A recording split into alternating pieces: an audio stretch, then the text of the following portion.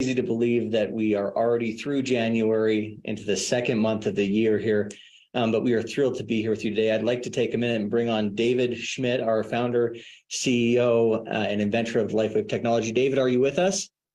Hey, Jeff, how are you? I'm doing really well. How are you today? Good. Great to see you today and be talking about heart health. As you know, Nova was all about heart to heart.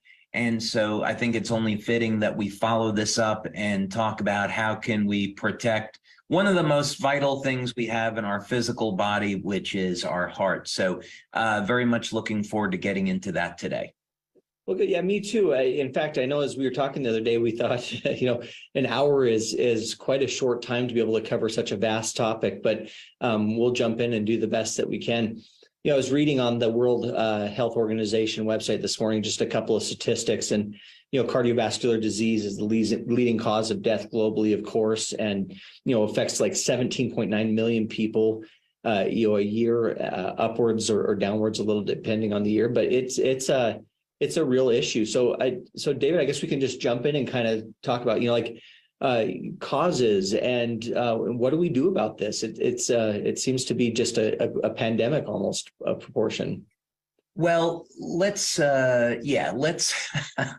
let's take a step back for a minute and talk about our health authorities. Mm-hmm. In terms of statistics, I think when we look at a source like the WHO or the FDA or any Ministry of Health, we have to scrutinize some of these things. Here in the United States, as you probably know, the US government is now $30 trillion in debt. Yeah. And so I think we want to ask ourselves a question.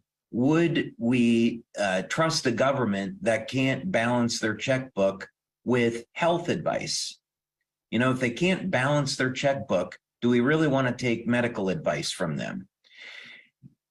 Case in point, we go back several decades, and the advice from the government here in the US, including other governments, was fat is bad. So go on a low-fat diet, and that's going to solve everything. So if you're overweight, fat is obviously the cause, go on a low-fat diet, and then they gave us the food pyramid. And what happened?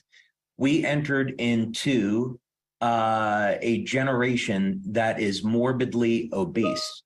So by going on and recommending low-fat diets, we have here in the United States, 65 to 70% of the population is either overweight or obese.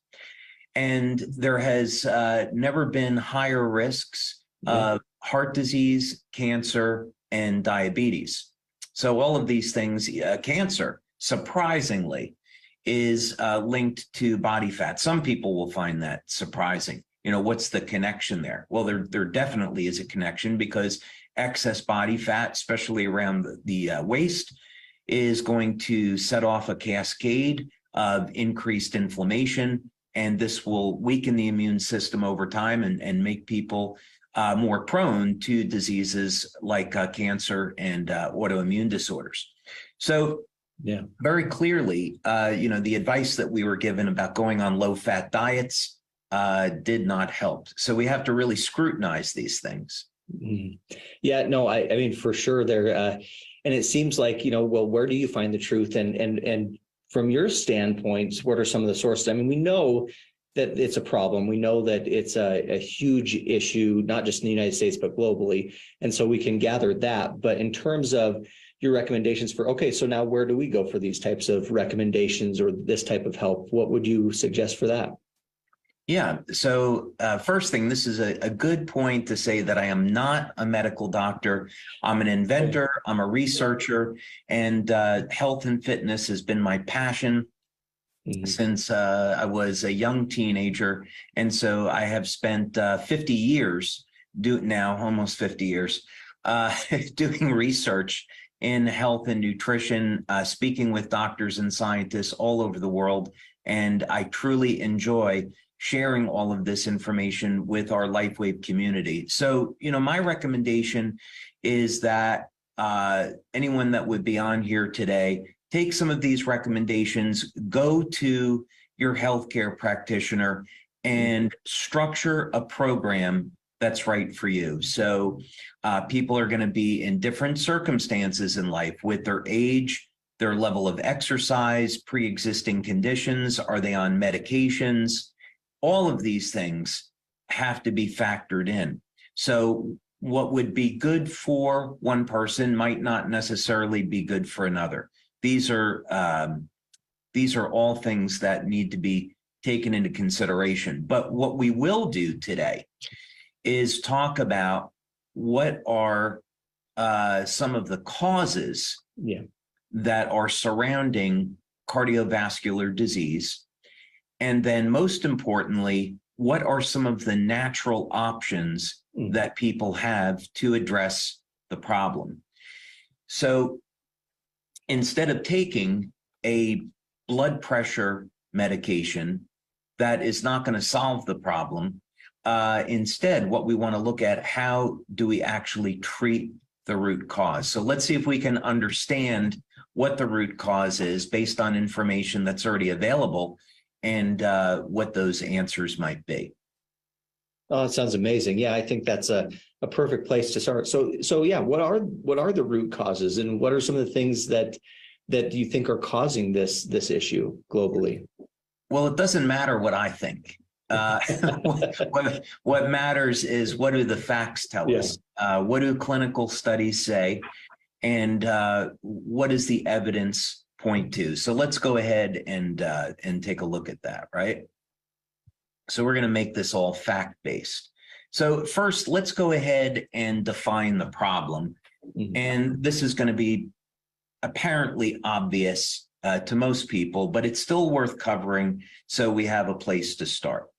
And as Jeff mentioned, if we dug into each area of heart disease, if we were talking about the buildup of plaque, inflammation, other factors, this could be a webinar that would last several hours. So this is really going to be an overview, and we're going to go through some of this information quickly because we have a tremendous amount of information to present. But at least it will give you a good understanding of the problem and a number of different methods to address the problem. The other thing is when we're looking at heart disease and having a healthy heart, so this is not just about treatment, this is also about prevention.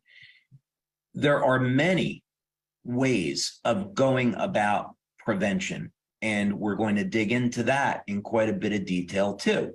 So, of course, conventional wisdom is you have a healthy diet. What does that mean? You have exercise, you get proper rest. These are all different tools that you have for maintaining the health of your heart, but there are many other tools. So let's dig into this. So the first thing is, let's talk about how a person might be at risk for having a heart attack or stroke, and what might we do to prevent this. And I'll tell you right now that if you know that you have heart disease and that you're at risk for a heart attack or stroke, the good news is that first, you'll have enough information after this presentation to go speak with your doctor about a number of different options. That's one. Number two, if you have significant buildup of arterial plaque, and maybe you're at a point where you need surgery, you need bypass surgery. There are non-invasive methods that we'll discuss today for removing the arterial plaque without surgery. This is now proven in clinical studies. So this is potentially important life-saving information. All right, so what happens here? Well, first, in an individual that is young and healthy, we have oxygen-carrying blood going through the arteries, without any type of restriction. Over time, there can be, with age, we can get an accumulation of plaque that builds up in the artery, reducing blood flow, and eventually causing a blockage. Another thing that can occur over time is that the arteries become more stiff and less flexible. So these are, of course, highly undesirable circumstances. Anytime that we have structure in the body that is not meant to be there or not part of a healthy body, such as arterial plaque, we're going to have inflammation. As an example, two inflammatory markers would be fibrinogen and homocysteine. Some of this can be genetic. So, for example, in China, there are regions in China where, from a genetic perspective, people are more prone to having elevated levels of homocysteine, and as a result, they're more predisposed to having heart disease, even if their diet and their exercise are in line. And of course, there's things that we can do to get inflammation under control. But these are some of the things that we look for. So, for example, if you went to your doctor and you were to have an inflammatory panel done, you could look at fibrinogen, you could look at homocysteine. And if these inflammatory markers were elevated, then that would be a warning sign that you could have an increased risk of heart disease. Another thing would be to use ultrasound. So, for example, you could go get an ultrasound and you could actually see whether or not the arterial walls had an accumulation of plaque. So that would be another way of determining, are you at risk for a heart attack or a stroke? So these diagnostics are very important. Another one would be for men that are experiencing erectile dysfunction or reduced sexual performance. So many times, erectile dysfunction is psychological, but about 60% of the time, it is an early indicator of cardiovascular disease. So this is something that should not be taken lightly. Now, often men think of erectile dysfunction as being related to testosterone, and low testosterone levels are only part of the problem. So you can, clinically, you can give a man testosterone and he doesn't see any change in sexual function. And this is because there's a buildup of plaque in the arteries, there's obstruction, reduced blood flow, and this needs to be corrected in order to have normal performance. So some of the recommendations that we're going to talk about today, if a man is suffering from erectile dysfunction, these recommendations will actually help him quite a bit and also get at the root cause of what's going on in the first place, and that is taking care of the heart and cardiovascular health. Okay, so how does the plaque get there? There are a number of different causes, but the one I thought we would really focus in on today is insulin resistance. And this is going to surprise some people and not others, but when we have, especially here in the West, diets of refined carbohydrates, excess amount of sugar that's in the food, what we see is progressive glycation, which is damage of tissue in the body by elevated blood sugar. And we see that the body's ability to respond to insulin decreases over time. So insulin resistance changes as a function with time. And what's so interesting about this is that insulin resistance then can be linked to not only what would be obvious as diabetes, type 2 and then type 1 diabetes, but also cardiovascular disease. So this is, for those that are interested, this is a really interesting article that gets into this in quite a bit more detail. But it will in fact show the link between elevated levels, elevated blood sugar levels, insulin resistance, and hypertension, which is, of course, high blood pressure. So what this means is that if we want to, if someone is suffering from high blood pressure and they have an accumulation of arterial plaque, we start to see what it is that we need to do to get a temporary improvement in blood pressure. So someone that has high blood pressure, let's say you've got 160 over 100, right? You're way into the risk zone. What can you do immediately to get your blood pressure under control, right? We are going to talk about that today. But then more importantly, what can you do to prevent this problem from coming back? And how can you improve the health of your arteries so you won't need these Band-Aids? We're going to talk about all of those things. But this is very important because what it's showing is that if we want to reduce the accumulation of arterial plaque, maintain the health of arterial walls, the endothelial lining, that we need to get our blood sugar levels under control. And we need to improve our response to insulin. And there's going to be a number of ways that we can do that. So let's talk about one other factor here, and that's going to be inflammation. So as I mentioned, there are a number of different inflammatory markers, such as fibrinogen and homocysteine, which are directly linked to heart disease. So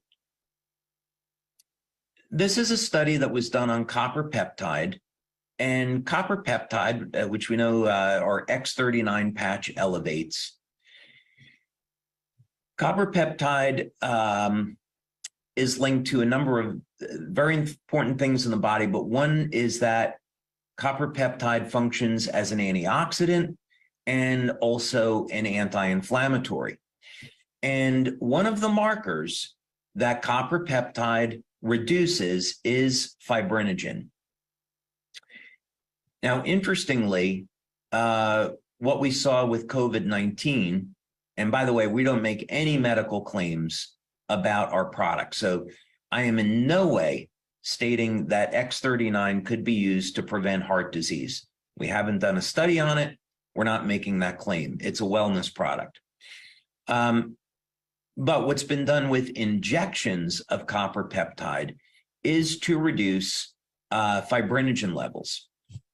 And so it says right over here, copper peptide suppresses the production of interleukin-6, and interleukin-6 is what stimulates the production or regulation of fibrinogen. So it's pretty obvious if you can restore or elevate your copper peptide levels, you can reduce an inflammatory marker, which is associated with heart disease. So that would be super important. But let's go back and talk about insulin resistance now. And one of the places I want to start with this, actually, you know, I'm going to change my mind here. One of the places I think I want to start with this is going to be with glutathione and alpha lipoic acid. And I'll pull it up over here. Okay, so a number of years ago, back in 2005, we had the energy patches and LifeWave, and I was fortunate enough to meet a scientist in San Francisco, California, who is doing work on the use of antioxidants in the treatment of diabetes, both type 1 and type 2. And what he was doing was using alpha lipoic acid, and it was called a controlled release alpha lipoic acid. And he was giving people 300 milligrams of alpha lipoic acid 4 times per day. And what he found, which is very consistent with the research, is that alpha lipoic acid moves sugar through the body, bypassing the need for insulin. So the insulin is never released. So there's 2 critical antioxidants here in improving insulin resistance and getting blood sugar under control, and they are alpha lipoic acid and glutathione. So meaning, if you have type 1 or type 2 diabetes, you're going to have low levels of alpha lipoic acid and glutathione. And conversely, if you elevate alpha lipoic acid and glutathione, it is and can be therapeutic. So in his study, he found that type 1 diabetics got a 60 to 65% reduction in their need for insulin. And that's life-changing when you're depending upon injections of insulin. This is life-changing information. So it says right here, this study supports the use of alpha lipoic acid as an antioxidant in the care of diabetic patients. Now we're talking about heart health, but because insulin is connected to heart disease, obviously, we see the connection now. We can use alpha lipoic acid and glutathione to get our blood sugar levels under control, and this is going to reduce the levels of oxidative stress in the body and therefore protect our arterial health. So let's go back over here to a moment, and we're going to talk about another antioxidant called carnosine. Mm-hmm. And carnosine is interesting because it is not only an antioxidant, but it protects the telomeres, so it has life extension effects, but it's the most powerful anti-glycation nutrient that's known. So what that means is that when we get high levels of sugar, and of course we're at risk for diabetes and heart disease, carnosine can protect the cells in the body from damage. It's the most powerful one that's been found. So this was a nice article from Life Extension that showed some of the many, many benefits of carnosine. Now, of course, this is done with oral carnosine supplementation. Carnosine is a dipeptide, and if someone is a vegan, they may have low levels of carnosine. The key amino acid in making carnosine is alanine, and you want to take a form called beta-alanine, and the beta-alanine is used to make peptides.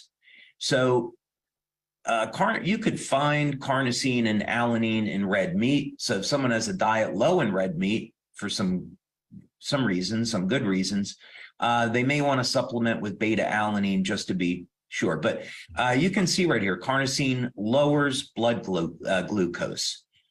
So it is going to, if you're taking an alanine supplement to elevate carnosine, because we don't make medical claims about our products, that's a way to help to protect you. We talk a lot about the studies that we've done with carnosine with cognition and improving athletic performance, but we know that long-term carnosine can potentially keep people younger longer. And here it is right here. Carnosine is a natural antioxidant and anti-glycation substance. So it'll predominantly protect the brain and the heart. Carnosine helps prevent cardiovascular damage and brain injury through a host of mechanisms, but basically because we find high levels of carnosine in the heart, This is going to protect the heart from oxidation. And then, of course, as a result, we're not going to see that inflammatory stress. Okay. Let's take a look at another study here. And when we're looking at what do we see any evidence in the use of carnosine in the health of the heart, there are a whole host of studies.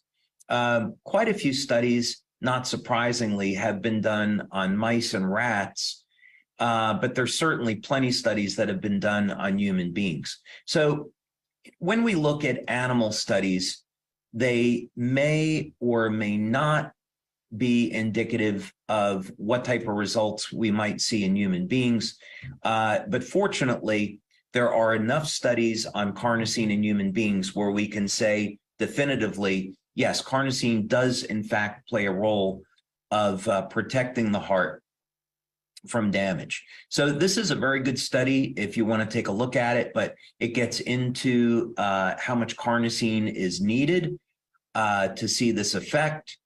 And if you're wondering, a good supplement might be 1,000 milligrams of carnosine per day.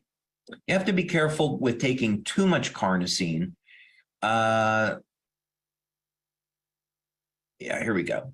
You want to be careful about taking too much carnosine because carnosine can cause a rash on the skin.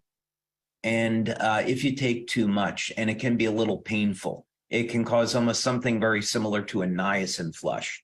So I would start small with maybe 500 milligrams of beta-alanine, and then maybe go up to 1,000 milligrams of beta-alanine to support your carnosine levels. But this is really interesting information because it does get into the mechanisms by which carnosine actually does protect the heart. Another mechanism here, I'll just mention it briefly as an aside, is carnosine as a pH buffer. And I'm very interested in looking at the use of carnosine as a treatment and preventative for cancer. Because one of the things we see with cancer cells is that they produce a lot of lactic acid. And when people exercise, if you're exercising hard, you know that you're sore the next day, and this is from lactic acid. And when you elevate your carnosine, it helps to act as a buffer to neutralize that lactic acid. So my suspicion is that there is a role for the use of carnosine in protecting people from cancer, and maybe even as a therapeutic. It wouldn't be something that I would rely on, but it's a piece of the puzzle. I'll look at it that way. Okay.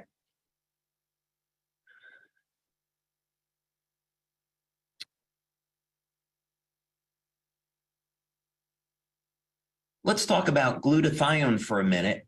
And we may not normally think of glutathione as being used for maintaining the health of the heart, but because glutathione is body's master antioxidant and it's found everywhere, almost everywhere in the human body, it tells us that glutathione is critically important to our health and longevity. So in a similar fashion to lipoic acid, we see that glutathione assists in maintaining healthy blood sugar levels in the body. Interestingly enough, there was a study that I saw on erectile function in men, and men that have better erectile function have higher levels of glutathione. And also, there's a correlation between glutathione and testosterone levels. And this is because glutathione, and also there's similar data on alpha lipoic acid, these antioxidants can protect the testicles from oxidative stress and help maintain a man's testosterone levels. So, Of course, we know glutathione and lipoic acid are also critically important for the health of the skin. So this is to say that if you're interested in maintaining your cardiovascular health and balancing out your insulin response, elevating your glutathione levels and your lipoic acid levels is going to have a whole host of benefits. It's going to balance out your blood sugar. You're going to feel better. You're going to have better quality skin, better functioning immune system, better cognitive function, recovery from exercise. Huge benefits here from elevating glutathione and lipoic acid. So you may initially do this to support the health of your heart, but there's going to be all these ancillary benefits.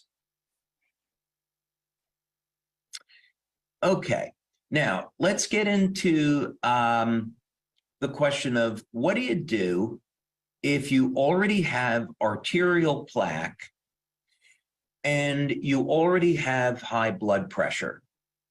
What can you do? Well, the good news is that there are things that will work immediately. And we're going to talk about several of those things now. And by the way, we're also going to talk about what studies we've done with our LifeWave patches. I don't want to forget about that. That show we can use patches to have a beneficial effect on the heart. We are going to talk about those studies. But one natural substance that's been known maybe for thousands of years to have beneficial effects on the heart, and it's garlic, and probably more specifically an aged garlic extract that's rich in a compound called allicin. But garlic has, unless you're allergic to it, garlic has consistently been shown to reduce blood pressure, and also studies are showing it can be used to reduce arterial plaque. You can also use garlic to elevate nitric oxide. So let's go back to the example that we used right in the very beginning.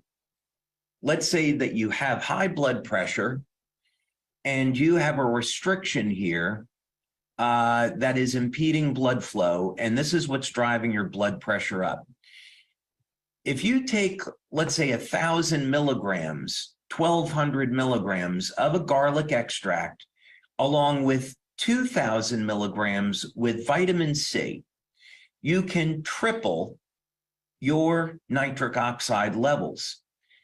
Nitric oxide, of course, is a vasodilator and will cause an expansion of the blood vessels, reducing arterial pressure. So this is really important because it will gives you a way to start to immediately reduce your blood pressure. It may take a little while of repeated use, but you can start to see your blood pressure come down. I'm going to give you also a whole host of things that you can use. But anyway, an important thing here is that in the short term, garlic and vitamin C elevate nitric oxide, reduce blood pressure. In the long term, garlic, some studies show that it can reduce high cholesterol levels, which cause damage to your endothelial lining. But some studies also show that it can reduce arterial plaque, helping to eliminate the problem in the first place. So that's really, really good news. I'm going to show you some other things, though, here, too. Now, I have been really excited about research that we're doing here on taurine. And taurine is a amino acid, and it's a very simple amino acid. And it's found in the brain, the heart, and in men, it's found in the genitals. And what's interesting is that as important as taurine seems to be, the method by which taurine acts in the body is not completely understood. And taurine also declines with age. So I would say that there is a link between taurine and aging. We may even see life extending effects by elevating taurine over time. So it's not, even though it's a simple molecule, I would not dismiss its importance. Now, what does this have to do with heart disease? Well, many studies have shown that taurine is not only safe because it's an amino acid, it is more effective than blood pressure medication. This, if you have high blood pressure, this actually would be the first thing I would recommend that you try, along with a number of other things, but I would put this very, very high on the list. The dosing is, again, speak with your doctor, but the dosing is roughly 3 to 5 grams of taurine per day. So, for example, you might take 1,000 milligrams of taurine 3 to 5 times per day. Or maybe you take 1 gram of taurine with breakfast, 1 gram with lunch, and then 2 grams at dinner. You're going to find that the taurine helps your body to relax. So if you're under a lot of stress, taurine can help to relax the nervous system, but it gives dramatic reduction in high blood pressure. It can even get people back into a normal range. So I would definitely speak with your doctor about including taurine in an overall program of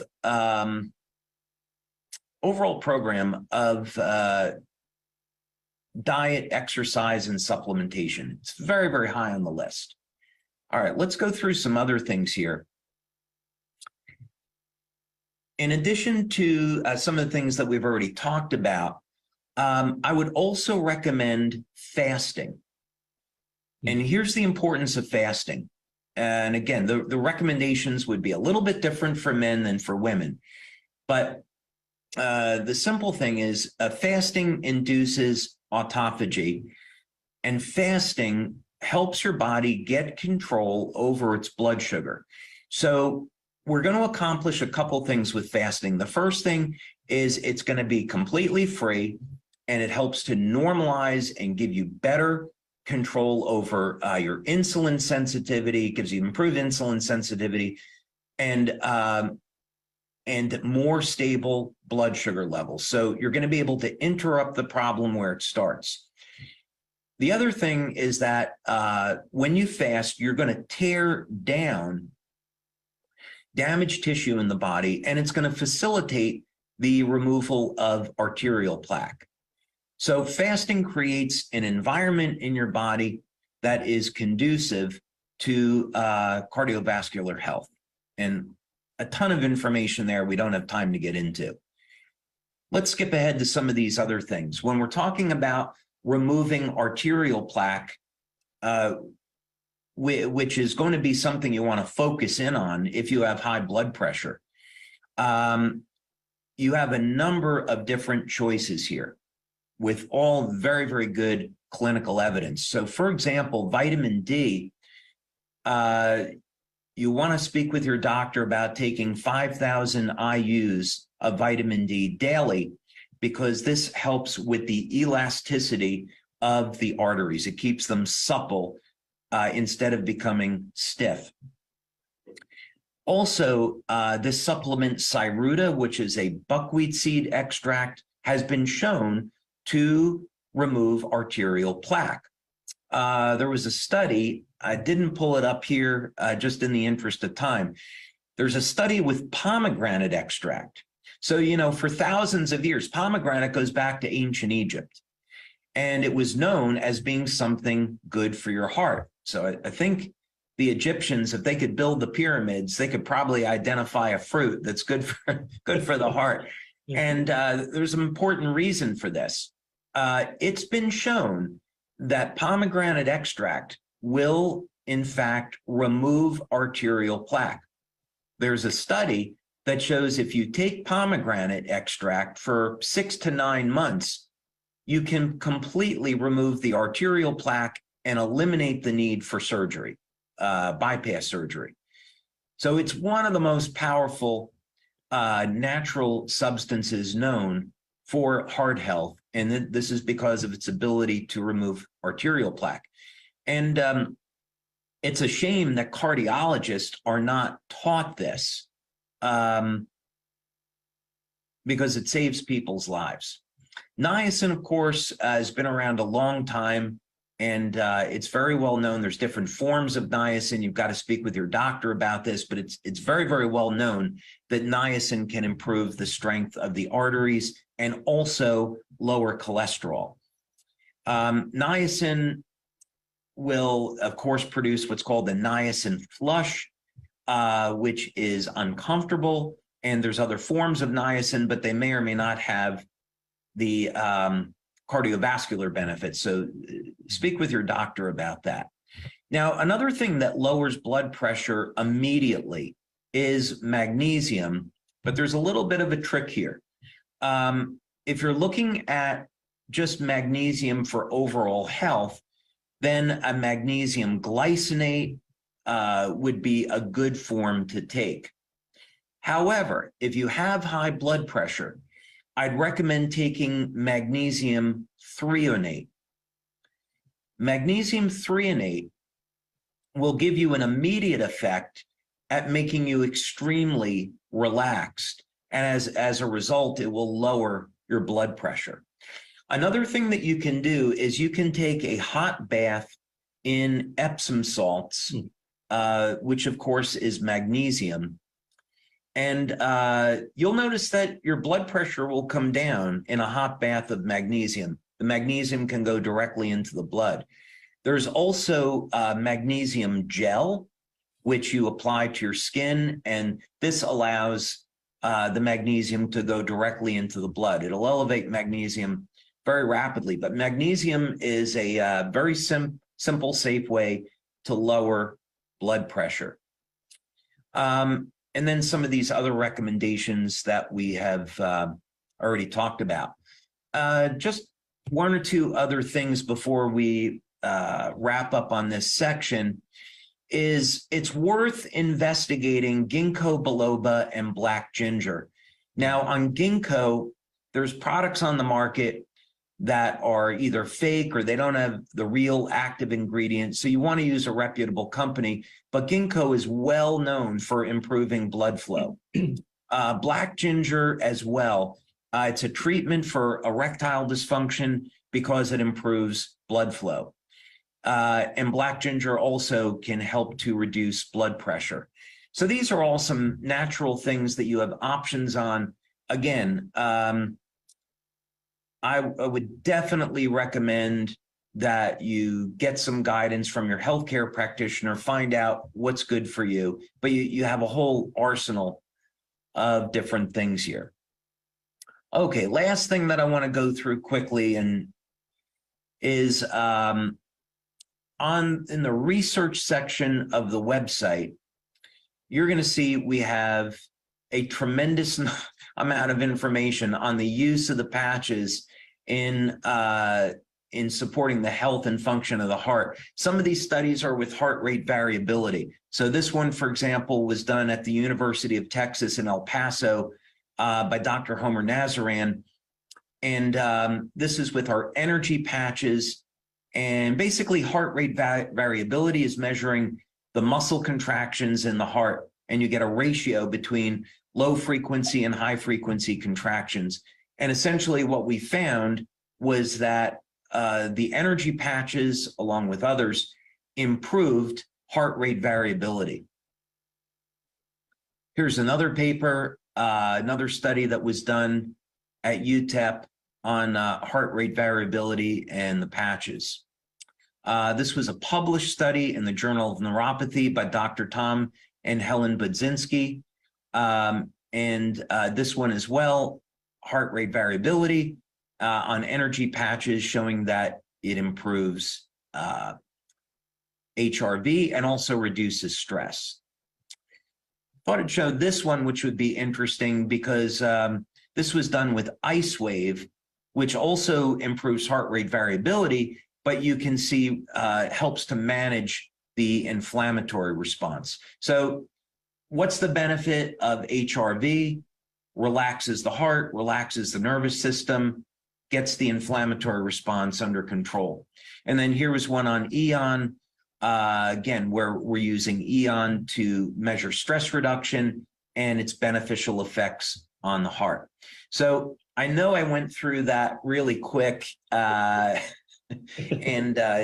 this really would have required, a few hours to go through everything and give it its proper due. But really, the point of this was to give our community a whole list of different tools to understand what's the problem, what's the underlying cause, and what are some natural tools that we can use to maintain the health of the heart, prevent heart disease, and if people already have high blood pressure, how can we reverse that and prevent it from coming back?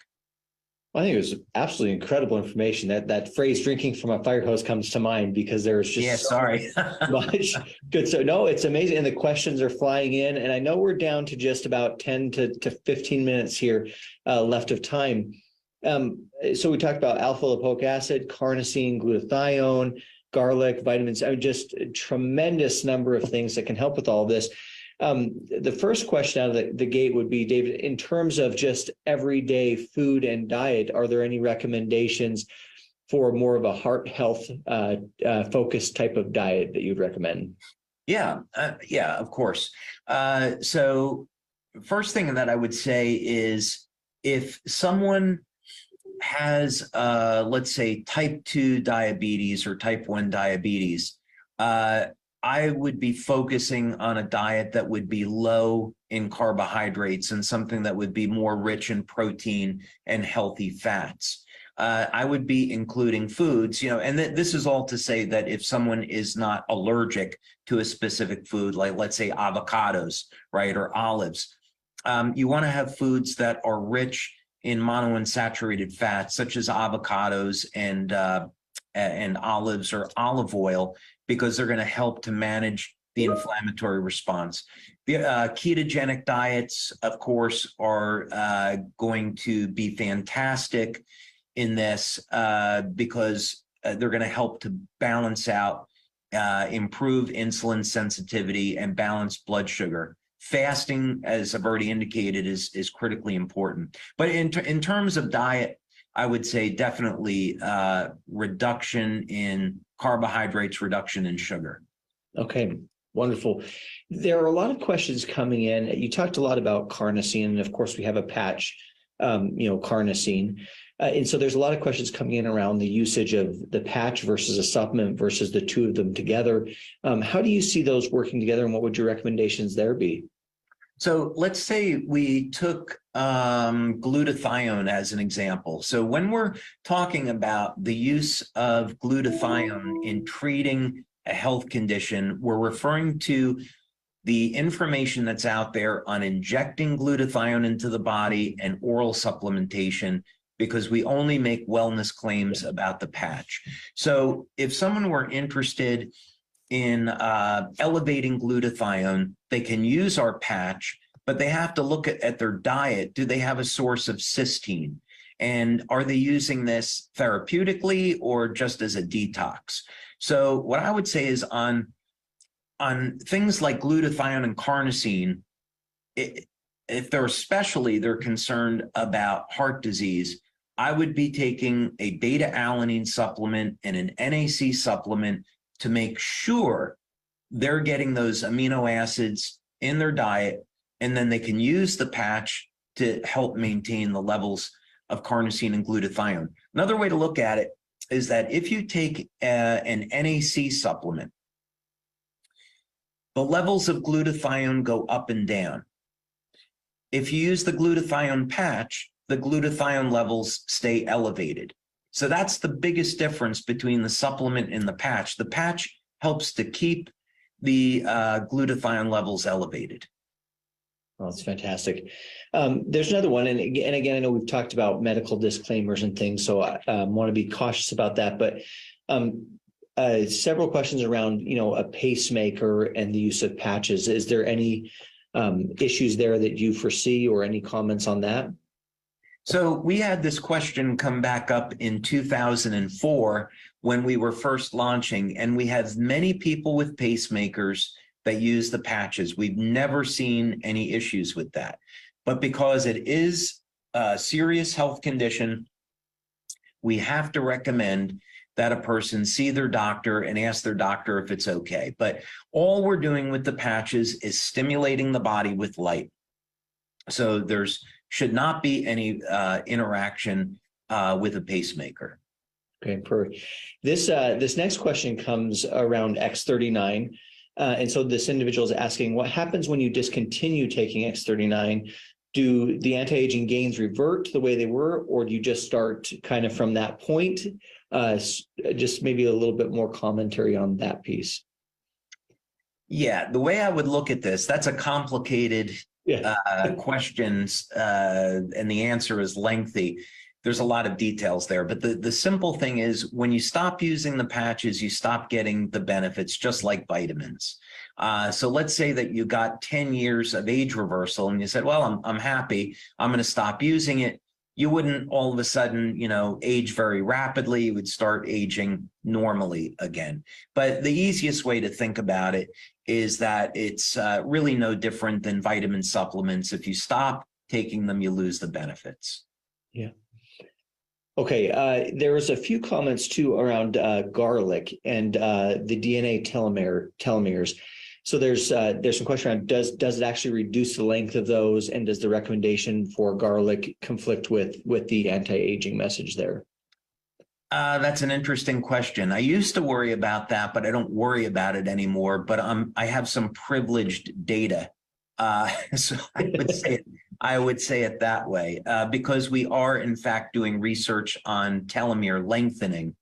But yes, there is if you keep in mind, the purpose of this and recommending garlic is for people that have high blood pressure and potentially are at risk of a heart attack or stroke. So I wouldn't be worried about living another 20 years. I'd be worried about, are they going to live another 6 months or a year, and what damage are they doing to their health? So the whole purpose of this was to say, use garlic as a tool to get your blood pressure under control, use it to help support the removal of arterial plaque, and then once everything is stable, then you can go off the garlic. You don't have to use it. There are many other benefits to garlic. It's a very, very powerful antibacterial, antifungal. But there is potentially a concern that it could inhibit lengthening the telomeres. But we have data to suggest that you could still use garlic. It's still going to lengthen the telomeres when you do certain things. But again, the whole purpose of this is to help people at risk for heart attack. So I would use garlic as a tool. Perfect. You talked a little bit about fasting and intermediate fasting, and I know that there's always some questions around, intermediate fast or intermittent fasting, and talking about, what counts and what doesn't count in that. For example, if you were to use tea or coffee or drink, those types of things. Any thoughts on that, or any suggestions based on the data you've seen? Oh, lots of thoughts on that. So first thing is,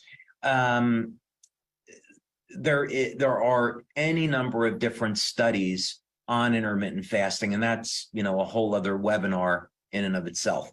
But and there's different ways of fasting. The way a man and a woman fasts are different. But let's just say, for the sake of example, that one method that I use that's very popular is to eat within an 8-hour window. So let's say 11 a.m. to 7 p.m. and then fast for 16 hours. That seems to work very well. So it's a long enough fasting period that you can get your hormone levels up, like growth hormone levels. You kick your body into autophagy, and you help to manage out your blood sugar, right? So some people, though, they might want to go without food 1 day a week. That's another method of practicing intermittent fasting. I think it's pretty rough. Other people, if they really want to optimize their body mass index and spike their growth hormone, then you're eating within a 4-hour window. That's pretty aggressive. So it depends on what your goals are. But if the goals are cardiovascular health, then I would say if you're eating within an 8-hour window, and you're not having any calories in that 16 hours, but you're drinking water, you can have tea or coffee, but without any sugar. You can have things like stevia, that's okay. You can have vitamin water because it's no calories. But yeah, you want to limit your calories to like 30 calories in that 16 hours. Perfect. Well, believe it or not, we've hit the end of the time again. So this has been fantastic. David, what I'll say is, at the beginning, you talked about the theme this year for LifeWave being heart to heart. And I know one thing that I appreciate, and one thing that I've seen several comments on here is we're just really grateful that you're willing to open your heart and share these things with us. This really life-changing advice and life-saving advice. So we really appreciate that. Before we end here, is there anything else that you want to share with our community?